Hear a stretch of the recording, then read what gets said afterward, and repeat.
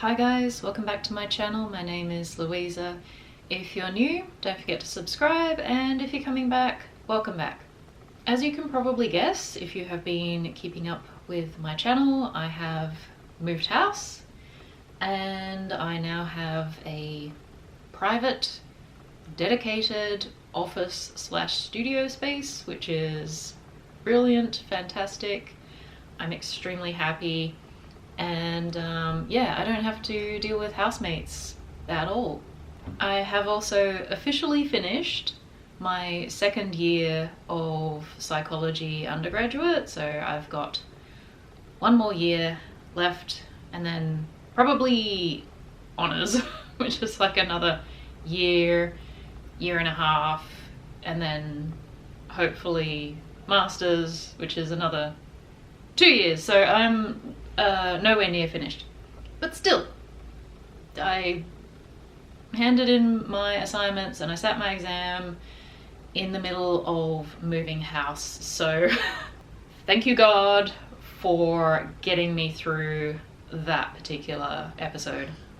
You might be able to hear the wind outside. It's been wild weather in Tasmania. We've had trees fallen down, we've had serious damage to property, serious damage on the roads. It's been very chaotic and very dangerous. And yeah, so now is a good time to pray for Tasmania, because we are in winter and it's horrendous during winter. We get all of these weather systems coming up from Antarctica. The winds are gale force and the rain is torrential, and then there's also ice and snow. So this was the weather while I was moving house as well, and towing a trailer on the back of my car to go back and forth.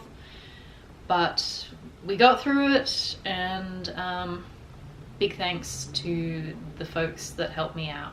If you're watching, I don't actually know if people that I know watch my channel, but hopefully they see this part. So just ignore the rain and the wind and the traffic outside if you can hear it. Nothing I can do. There was something that happened just before I moved, which made me incredibly keen to leave, and I was very grateful that God got me through that, because I got bitten by a snake. And if you know anything about Australia, we have a lot of very poisonous snakes, and Tasmania in particular only has 3 species of snake, so we definitely don't have most of the variety that the mainland has. But that's actually kind of a bad thing, because on the mainland you have pythons and you have tree snakes, and a lot of those guys are not poisonous. But in Tasmania, all 3 species of snakes are highly venomous. So if you get bitten in Tasmania, you need to go to the emergency straight away. I was bitten on the property that I was living at, and I will insert clips here. So it's been more than a week. Today is Friday and I was bitten last Thursday. So it's still quite red, it's still a bit inflamed, and I'll see if I can get the camera to focus. So yeah, it's still quite inflamed, but as you can see, they are not infected, which is good. They're perfectly lined up with each other, like little fang marks. And originally it was just like a whole bar of red across the face of the wolf tattoo. Okay, so down this little slope here, as you can see, it's autumn. And it's actually late autumn, so the weather has been pretty chilly, and I was literally gathering firewood, which is how I got bit. And if you see that group of trees over there, so you can see under those trees there's a whole lot of leaf litter, and there's a few like cut up logs and stuff. So I went and got some cut up logs from underneath the trees for the fire, and in amongst the leaf litter was a snake, but because it's so cold I just didn't really think of it. So as you can see, the property had quite a lot of bushland, and that was useful in terms of like making a fire in the house, which was what I was doing at the time. I was collecting firewood, and I rather enjoy a good fire, but in this particular case, because it was essentially almost winter, I was not thinking along the lines of snakes. I just went stomping through the leaf litter underneath the trees, and I thought that I snagged my foot on a stick, and that the stick, so I snagged it on my right foot, and then the stick like whacked me on the back ankle, on the inside of my ankle. And so I was like, ah, stupid sticks, and just kept walking, even though it actually like really hurt at the time, and I probably should have known better. But apparently God had mercy on me, because he was like, okay, she's slow on the uptake, I'm gonna give her a pass on this one. So I had a mark on my ankle for almost a week, and unfortunately I didn't get a photo of it because that would have been helpful, but I didn't really think that it was anything serious. It fit in with stick theory because it was just a solid red line. Like, you couldn't actually see the two holes because it was just one bar of red where it was inflamed and itching, and yeah. So according to stick theory, I got whacked pretty hard and it left, you know, a very nasty sore. But it wasn't until almost, like, I would say, so I got bitten on a Thursday, and then Wednesday, so 6 days later, almost a whole week, the swelling went down on this sore, and I saw 2 fang marks, and I was like, huh.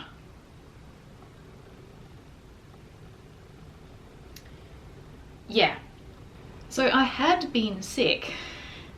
Not as sick as I probably should have been, but I did have like reflux, so I was a little bit sick in the stomach, and I actually went to my doctor about it because I was like, I don't seem to be really digesting food, like it just sits in my stomach for 6 to 8 hours undigested, and it was kind of like my stomach was in paralysis, and I was also very fatigued, so I would like go to sleep at 5 o'clock in the afternoon, and if I did any kind of physical exertion, like walking up an incline, within like a minute I would be sore. Like my muscles were immediately, it's like that burn that you get from really strenuous exercise, but it was like hardly any exercise. So I definitely got poisoned by the snake, but yeah, no lasting ill effects, nothing life-threatening, nothing that sent me to the emergency room, although when I called my doctor after I realized I had like a bite mark, she was like, go to the emergency and just double check. And the emergency pretty much said what my doctor said, which is like, it's been almost a week. If you were gonna die, it would have happened before now, but monitor your symptoms and if things get worse, come back. So yeah, I accidentally trod on a snake and got bit, which brings me to what the Bible says about this sort of stuff. So we're going to start with Luke chapter 10. And this is where Jesus has sent out a whole bunch of disciples. Depending on the translation, it's either 70 or it's 72. And so he sends out all of these disciples and he's like, go into the towns, preach them the kingdom. If they reject you, shake the dust off your feet and they are going to be condemned later. And while you're out there preaching the kingdom, I give you authority to cast out demons. So starting in verse 17, it says, the 72 returned with joy, saying, Lord, even the demons are subject to us in your name. And he said to them, I saw Satan fall like lightning from heaven. Behold, I have given you authority to tread on serpents and scorpions, and over all the power of the enemy, and nothing shall hurt you. Nevertheless, do not rejoice in this, that the spirits are subject to you, but rejoice that your names are written in heaven. So obviously, if you read this particular passage of scripture in context, what Jesus is specifically talking about is spiritual forces, not literal serpents and not literal scorpions. And there are different churches and sects of Christianity which seem to take it literally, and then they start playing with snakes. But according to the scriptures and according to Jesus himself, you're not supposed to do stuff like that. You're not supposed to test God. Like, you're not supposed to put yourself deliberately in harm's way in order to prove anything to anyone. However, there is biblical precedence to say that God will literally, physically protect you from poison. So let's go to Acts chapter 28. After we were brought safely through, we then learned that the island was called Malta. The native people showed us unusual kindness, for they kindled a fire and welcomed us all, because it had begun to rain and was cold. When Paul had gathered a bundle of sticks and put them on the fire, a viper came out because of the heat and fastened on his hand. When the native people saw the creature hanging from his hand, they said to one another, no doubt this man is a murderer. Though he has escaped from the sea, justice has not allowed him to live. He, however, shook off the creature into the fire and suffered no harm. They were waiting for him to swell up or suddenly fall down dead, but when they had waited a long time and saw no misfortune come to him, they changed their minds and said that he was a god. Now, obviously, Paul was not a god. That was the interpretation of a pagan group of people who worshipped different spirits and essentially Demonium, which can be translated as demons, but generally just means spirit. However, they were suitably impressed with the power to withstand attacks. And this was a very physical manifestation of an attack from the enemy. And for me, what happened with that particular snake, and the funny thing is, that house is the only place where I have ever seen scorpions in Australia.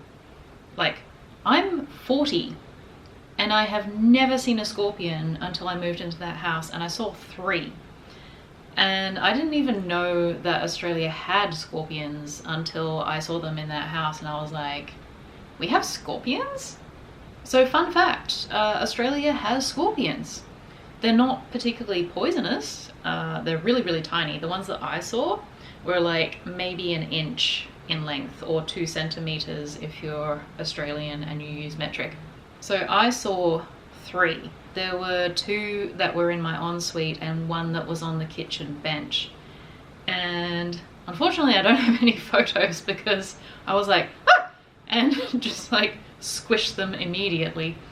But later on I was like researching Australian scorpions and yeah, Apparently they're not super poisonous, but I'm sure they would probably hurt. So yeah, a week before I have to move house and 2 weeks before I have to finish university for the year, hand in all of my assignments and stuff, I get bitten by a snake. And for the first 24 hours, literally nothing happened. Like, I was none the wiser. I went to work. But I thought it was an interesting experience, an interesting sort of metaphor, physical learning thing. If there's one thing that I have discovered about God, it's that he tends to put us through the school of experience. So he will shove us out into the world and get us to experience things that we don't necessarily want to experience. But if we don't, we're not going to fully understand what it is that he's talking about. And so it's funny because shortly before that, I had been talking about walking circumspectly and being careful where you put your feet. And in this particular instance, I was not watching where I was putting my feet at all. And it's really only because of the grace of God that I was not horribly, horribly ill or dead. That could have happened. And it immediately made me think of Psalm 119, where it says, "Your word is a lamp to my feet and a light to my path."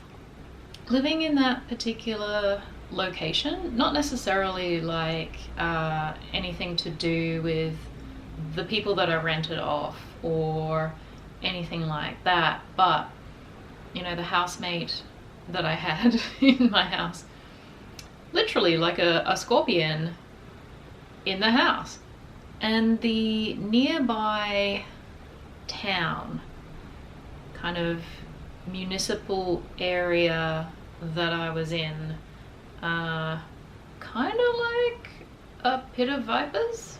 Like, there are a lot of people in that area that I just would not be able to trust. I have heard from local people that the local government area, like the council, is corrupt. There's a lot going on under the surface in Tasmania in general. Like, it's been such a closed off place for such a very long time that there's been ample opportunity for people to have control of all of the resources, all of the governing, and I think it's been happening for a very long time because one of my ancestors actually used to live here. He was a politician in Launceston, and before that he was a judge. So he was a lawyer and a judge, and then he went into politics. And the local community started a smear campaign against him. They tried to insinuate that he was a bastard, which back then was like, you know, scandalous. These days no one cares, but he didn't have a birth certificate. All he had was a christening certificate, because like record keeping wasn't perfect, and so he couldn't actually prove the date that he was born and prove that he was born after his parents were married. So he actually ended up leaving Tasmania and he went to Fiji, and he became the acting Chief Justice of Fiji at that time, and he was working for the King of Fiji, whose name was Thakabau. And according to family history, which I have tried finding records for through, you know, Ancestry.com and that sort of thing, according to family history, their two children, so the judge's son and the king's daughter, got married, and then they had my great-great-grandmother Layla. And yeah, so my ancestor was kind of a human rights advocate. He sentenced 2 white men to prison for beating up a black man, and said to them, you know, it doesn't matter if this man is your employee or not, slavery is not a thing anymore, and you don't have rights over another person's body. So he used his position of authority to actually advance human rights. And I can only imagine how unpopular he was. Apparently it runs in the family. So I can't talk specifically about things that I have heard, because obviously it's just hearsay, rumors, so to speak, but there's a lot of evidence that I've come across that these rumors have basis in truth. So I have, you know, had first-hand accounts of powerful people in the local community essentially intimidating people who are financially disadvantaged and making threats to them and things like that. And when I have tested this out for myself, they have behaved in exactly the same way that other people have described, and they've behaved this way towards me. So I'm like, okay, interesting. And so I feel like God is giving me a bit of a warning and just saying, watch where you're walking, because there are snakes around. And they can trip you up, and they can make you a bit sick. They can have a little bit of an impact, but ultimately they cannot actually bring you down. They can't really destroy you, because you are under my protection. I am looking out for you, and whatever happens to you, I will heal and protect. So while there might be a brood of vipers in the vicinity, God's got his hand on the situation, and they won't have any power to harm me. So while Jesus was specifically talking about spirits and powers of darkness in Luke chapter 10, it also pertains to people, people who are essentially evil and who want to, you know, trip you up, attack you in some way, try to sting you, try to bring you down, and potentially try to destroy you. Jesus guarantees that they will not have a leg to stand on as long as you keep his word in mind. So his word is a lamp unto your feet and a light to your path. So stay in the word, study the scriptures, and you will be able to figure out how to avoid these different pitfalls, but you do need to watch your step. And again, it goes back to that video that I did before, where you need to walk circumspectly and ensure that your behavior is above reproach, because if they've got any ammunition on you, if they've got anything to bring you down with, they'll use it. Alright guys, thanks so much for watching. Let me know your thoughts in the comments, and what you think about this whole situation. Kind of sucks that I can't go into specifics, but if I ever am able to do that, I will. And in the meantime, watch where you're walking, take care out there, and I will see you next time.